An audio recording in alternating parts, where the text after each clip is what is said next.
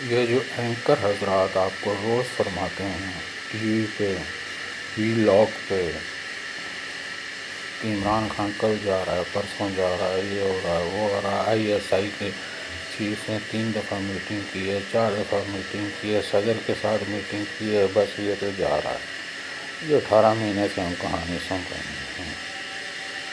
جن لوگوں یہ لے کے آئے ہیں نا نمونہ، وہ اتنی جلدی سے جان نہیں چھڑائیں گے، کیونکہ اس کو جان چھڑانے کے بعد اتنا obedient son in the history of Pakistan نہیں ملے گا۔ جیسے کتا جو ہے نا، جو مالک گھر پہ آ جائے تو پاؤں چاٹتا ہے، تو یہ بھی اسی طرح ہے کہ یہ پاؤں چاٹتا ہے۔ اور آپ کسی بھی نالائق ترین بندے کو بھی وزیر اعظم کی کرسی میں بٹھا دیں، ہم جنید کو نالائق ترین نہیں بولتے ہیں۔ جنید بہت ہی سادہ شریف النفس انسان تھا، اس سے بہت زیادہ ابیلٹی بھی نہیں تھی کمیونیکیشن کی، پر جب اس کو پرائم منسٹر آف پاکستان بنایا گیا تو اس نے اس وقت کے ڈکٹیٹر ضیاء الحق، جو 10 سال سے اس ملک کا بادشاہ بنا ہوا تھا، اس کو چیلنج کر دیا۔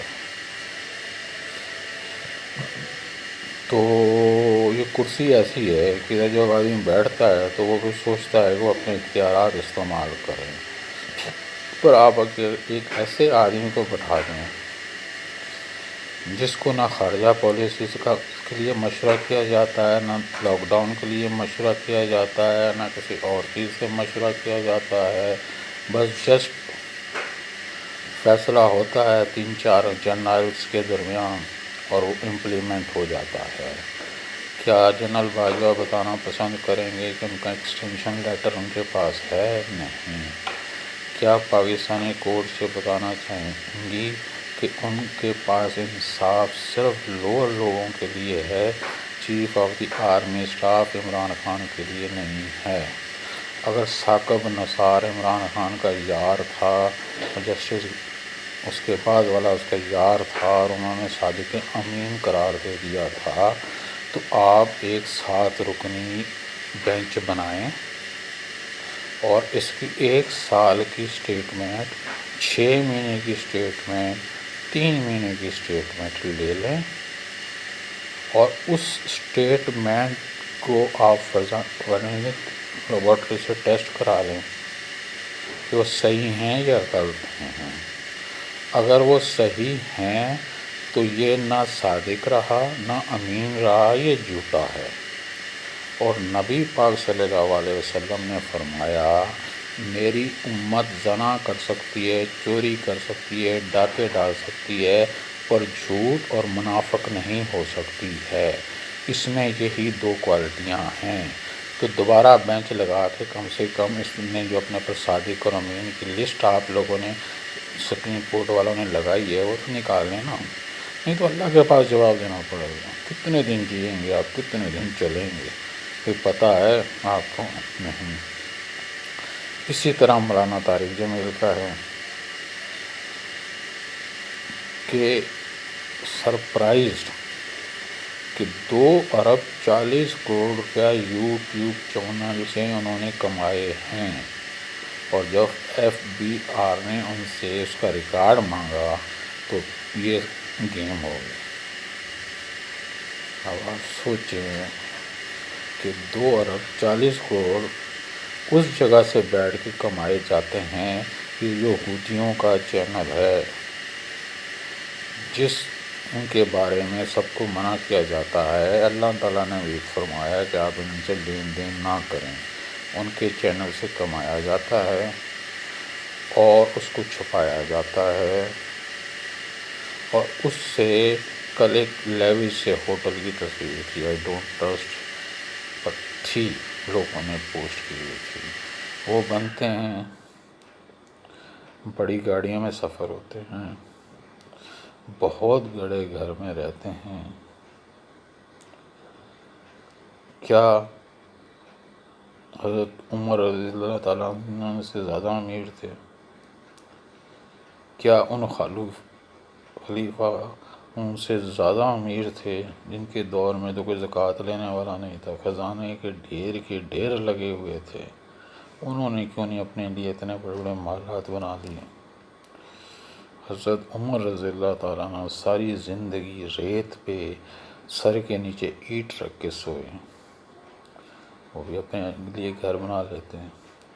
جب مسلمانوں کے حالات اچھے ہوئے تو لوگوں نے یہ بولا کہ آپ کے پاس جایا جائے اور ان کو بولا جایا کہ اب اپنی زندگی میں تھوڑی سی نرمی پیدا کر رہے ہیں، تو کسی کی ہمت نہ ہوئی کہ آپ کے پاس جا سکے۔ تو لوگوں نے حضرت عائشہ صدیقہ رضی اللہ تعالیٰ عنہ اور نبی پاک صلی اللہ علیہ وسلم کی ایک بیٹی حیات تھیں، ان کو بھیجا۔ انہوں نے یہ بات شروع کی آہستہ آہستہ کہ پہلے ہمارے باپ اجداد قریب تھے، پھر اس طرح قریب تھے، پھر ہمارے نبی پاک صلی اللہ علیہ وسلم کے دور میں دور کی وفات زیادہ نہیں تھی، اس لیے انہوں نے بڑی سخت زندگی گزاری۔ اب تو اللہ تعالیٰ نے ہم کو سب کچھ دے دیا ہے، تو کیا آپ کو حق حاصل نہیں ہے کہ آپ اپنی زندگی اچھی گزاریں؟ تو حضرت عمر رضی اللہ تعالیٰ نے ان کی بیٹی، نبی پاک صلی اللہ علیہ وسلم کی بیٹی کو مخاطب ہو کے فرمایا، کیا تمہیں یاد ہے کہ تم نے رات کو بستر کیا اور صبح نبی پاک صلی اللہ علیہ وسلم نے پوچھا کہ میرے بسترے کو میں رات کیا چیز ڈالی گئی؟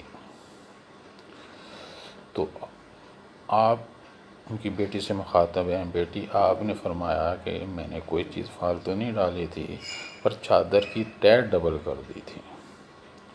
تو میرے آقا جن کے لیے فرشتے لائن لگا کے کھڑے تھے کہ حکم دیں، زمین سے آسمان بھرے ہوتے تھے، ایک لفظ منہ سے نکلتا تھا، ذرا سا دل میں اللہ ملال آیا کہ کہیں ناراض تو نہیں ہو گیا، حضرت جبرائیل علیہ السلام آئیں آسمان سے، اور ہاں وہ جیسا بھاگ کے نہیں آتا ہے اس طریقے سے سانس چڑھی ہوئی تھی، اور اللہ تعالیٰ دلیلیں دے رہا تھا نبی پاک صلی اللہ علیہ وسلم کو کہ میں تم سے اتنی محبت کرتا ہوں۔ اللہ تعالیٰ کو کیا ضرورت ہے دلیل دینے کی؟ پھر آپ نے ایک جھٹکے میں پورے پاکستان کو بنا دیا 2 نمبری۔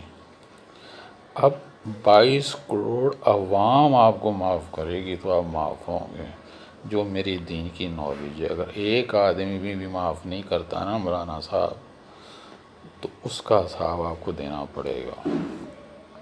یہ بہتان تراشی ہے۔ اس کے خلاف تو فیصلہ آیا ہوا ہے کہ اس کی ناجائز بیٹی ہے، کیا وہ فیصلے کے خلاف گیا؟ اگر وہ صحیح تھا تو وہ فیصلے کے خلاف جاتا، اپنے آپ کو صاف کرتا۔ 2 بیٹے اس کے یہودیوں کے گھر میں رہ رہے ہیں، کیا ان کی ماں ڈالڈا گھی میں ان کو کھانے پکا کے دیتی ہے؟ یا ان کے لیے الگ برتن رکھے ہوئے ہیں؟ کیا کبھی وہ قرآن شریف کے پاس گئے ہیں؟ کیا ان کو آتی ہیں؟ کیا ان کی سنتیں ہوئی بھی ہیں یا نہیں ہوئی ہیں؟ ان کو تو کچھ پتہ ہی نہیں ہے۔ پھر بھی میں داد دوں گا دوسری اپوزیشن لیڈرز کو، کچھ ابھی انہوں نے اس مسئلے کو کنٹروورشل نہیں بنایا، ٹھیک ہے نا، یہ اس کا ذاتی معاملات ہیں، ٹھیک ہے، پر جہاں تک آپ اس کو سرٹیفکیٹ دے رہے ہیں، ایک آدمی دیندار جس کی گواہی بھی آ جائے اللہ کی طرف سے، اور اس کے ساتھ 18 مہینے سے چور ڈاکو بیٹھے ہوں اور وہ لوٹ مار کرتے رہے ہوں، جب پکڑے جائیں پھر بھی آپ ان کو وہ شخص صاف بولے، تو اللہ کی گواہی پہ لوگ خاموش تو ہو جائیں گے، پر دل میں ضرور بولیں گے کہ کوئی نہ کوئی گڑبڑ ہے، ٹھیک ہے۔ رات کو بھی آپ نے بڑی جذباتی تقریر کی کہ جی کوئی سیاسی جماعت اٹینڈ نہیں کرے، کوئی یہ نہیں کرے تو کوئی وہ نہیں کرے۔ آپ سیاسی لیڈر ہیں، آپ تو دینی لیڈر ہیں، آپ دینیات کو کریں، سیاست کا بہت زیادہ شوق ہے، آپ دینی جماعت کو چھوڑ دیں، اپنی پارٹی بنائیں، سیاست میں آئیں، ہمیں بڑی خوشی ہوگی، پہلا ووٹ میں آپ کو دوں گا۔ پر اب آ جاتے ہیں دوبارہ ملکی حالات کے اوپر۔ اس ٹائم آج کی تاریخ تک میں وہ آرمی کا کوئی ایسا کوئی ارادہ نظر نہیں آتا ہے۔ ادھر تو بہت بڑے بڑے جھوٹے ہیں۔ ہارون رشید صاحب اتنی بڑی داڑھی رکھ کے اپنے آپ کو بہت ایماندار سمجھ کے وہ فرماتے ہیں کہ نواز شریف $500 ملین ڈالر دے کے گیا ہے، جس میں 457 some thing like that state bank میں ہے، باقی پتہ نہیں کدھر ہے، ٹھیک ہے۔ اور ہائی کورٹ میں اس کے 5 روپے کے 2 اسٹیمپ پیپر گرانٹڈ کے طور پہ ہیں۔ اگر اسٹیٹ بینک میں جمع کرا کے گیا ہے تو آپ اسٹیٹ بینک سے اس کی کاپی نکلوائیں۔ اگر اس اپنے نام سے نہیں کسی اور نے دیا ہے تو وہ نکالیں، تو بات ہی ختم ہو جاتی ہے۔ ملک پہ بولتے ہیں جی $30 ارب کا قرضہ ہے، تو اب تو ہم مقروض نہیں رہ گئے، اب تو ہمارا حق بنتا ہے کہ فی آدمی تو آپ $2,000 $3,000 دیں، خوشی کی بات ہے نا۔ تو منافقت کی حد جب ادھر تک بڑھ جائے تو پھر ظلم ہوتا ہے۔ جو اب علماء جھوٹ بولنا شروع ہو جائیں تو اس ٹائم ظلم ہوتا ہے۔ حضرت نوح علیہ السلام کی غلطی کے اوپر حضرت نوح علیہ السلام کو زمین پہ سمندر میں پھینکا گیا کہ وہ مایوس ہو کے لوگوں سے جا رہے تھے۔ لوگوں نے اللہ سے فریاد کی کہ آپ نے نبی بھیجا، وہ مایوس ہو کے جا رہا ہے، ابھی ہمیں کون سکھائے گا۔ نبی کوئی بھی کام اللہ کے حکم کے بغیر نہیں کرتے ہیں۔ انہوں نے اللہ کے سے پوچھے بغیر مومنٹ کی اور اس کو ان کی سزا ملی۔ جتنا کوئی نیک ہے اتنی سزا، اتنی پکڑ بھی ہے۔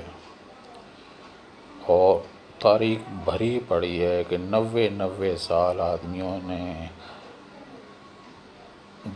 دن میں 3 سب قرآن شریف بھی ختم کیے، تہجد بھی نہیں چھوٹی، جھوٹ بھی نہیں بولا، زکوٰۃ بھی دی، ہر دنیا جہاں کی خدمت کی، تبلیغ جماعت میں رہے، سب کچھ رہے، پر اینڈ میں آ کے فیل ہو گئے۔ مولانا صاحب یہ کسی کو نہیں پتہ ہے کس نے فیل ہونا ہے یا نہیں ہونا ہے۔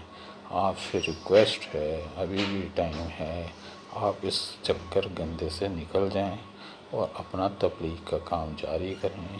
آپ کو اللہ نے بہت دیا ہے، جو 4 ارب یوٹیوب سے کما سکتا ہے تو پتہ نہیں اپنے لیکچر سے کتنا کما سکتا ہوگا۔ تو لہٰذا آپ سے اپیل ہے اور باقی لوگوں سے یہ اپیل ہے کہ میں کینسر کا لاسٹ اسٹیج پیشنٹ ہوں، ڈاکٹروں نے مجھے منع کر دیا ہے، اللہ کے سہارے، اللہ کی دعا سے ہوں، چل پھر رہا ہوں۔